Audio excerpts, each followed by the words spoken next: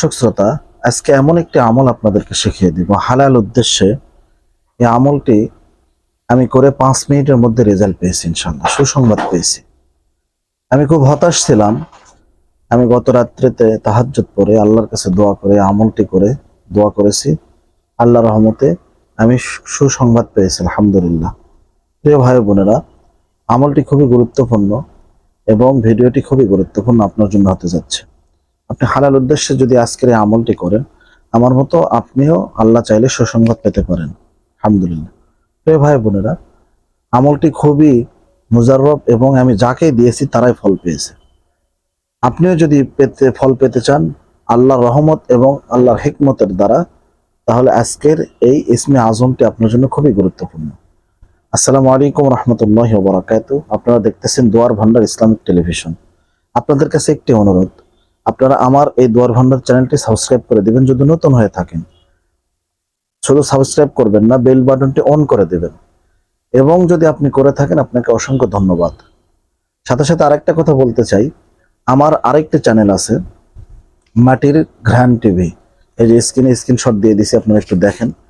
এই চ্যানেলটাতে একটু ভালোবাসা দিয়ে আসবেন। এই চ্যানেলের ভিডিওগুলো আপনারা দেখবেন, ব্লগ ভিডিও দেওয়া হয়, বিভিন্ন গ্রামের ভিডিও দেওয়া হয়, মাটি ও মানুষের ভিডিও দেওয়া হয়। আপনারা দেখে আমাদের এই চ্যানেলটা সাবস্ক্রাইব করবেন এবং ফেসবুক পেজটা ফলো করে দেবেন। প্রিয় ভাই বোনেরা, তো আপনারা এই আমলটি করার জন্য তাহাজ্জুদের পরে করলে খুবই ভালো হবে, ইনশাআল্লাহ। তো আমি দোয়াটা স্ক্রিনে খুব সুন্দরভাবে আমি নিজে পড়ে দিব, আমি স্ক্রিনে লিখে দিয়ে দিব, আপনারা দেখে মুখস্থ করে নেবেন, ইনশাআল্লাহ। দিনী ভাই বোনেরা, আপনারা এই আমলটি করার জন্য ফজরের আজানের আগে উঠে তাহাজ্জুদ নামাজ পড়ে অবশ্যই ওযু ইস্তেনজা সেরে, ঠিক আছে, মা বোনেরা আপনারা মিন্স অবস্থায় করবেন না, ঠিক আছে। 3 দিনে আমলটি করবেন, ইনশাআল্লাহ আপনি সুসংবাদ পেয়ে যাবেন। তো ওঠার পরে আপনি সর্বপ্রথম তাহাজ্জুদের নামাজ পড়ে নেবেন। নামাজ পড়ে নেওয়ার পরে আস্তাগফিরুল্লাহ আস্তাগফিরুল্লাহ আস্তাগফিরুল্লাহ 7 বার পড়বেন। দরুদ ইব্রাহিম পাঠ করে নেবেন 3 বার। আল্লাহুম্মা সাল্লি আলা মুহাম্মাদিন ওয়া আলা আলি মুহাম্মাদ কামা সাল্লাইতা আলা ইব্রাহিম ওয়া আলা আলি ইব্রাহিম ইন্নাকা হামিদুম মাজিদ।